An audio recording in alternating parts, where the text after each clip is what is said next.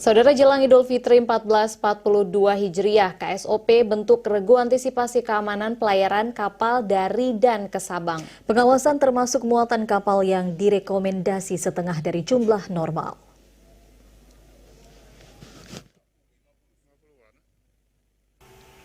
Jelang Idul Fitri, jumlah penumpang kapal dari dan ke Sabang hingga kini belum mengalami peningkatan signifikan.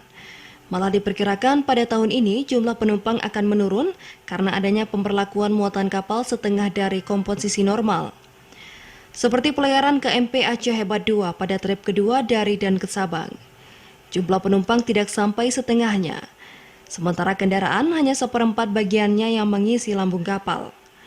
Namun begitu, KSOP setempat tetap mengawal keamanan pelayaran jelang Idul Fitri dengan membentuk regu dan pos siaga di sekitar dermaga Balohan Sabang.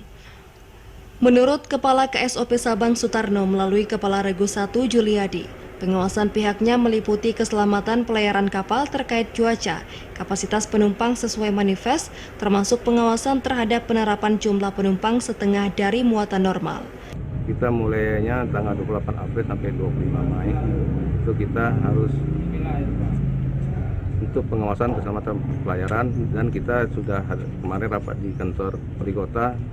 Untuk penumpang kita batasi hanya 50%. Dikatakan sejauh ini keadaan cuaca masih layak dalam melakukan pelayaran. Dalam operasionalnya pos siaga petugas dibagi menjadi 3 regu dan tiap regunya ada 13 orang.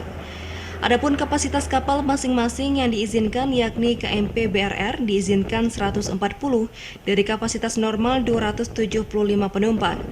KMP Aceh Hebat 2 diizinkan 150 penumpang dari normal 300 penumpang. MV Putri Anggraini diizinkan 90 penumpang dari kapasitas 178 orang.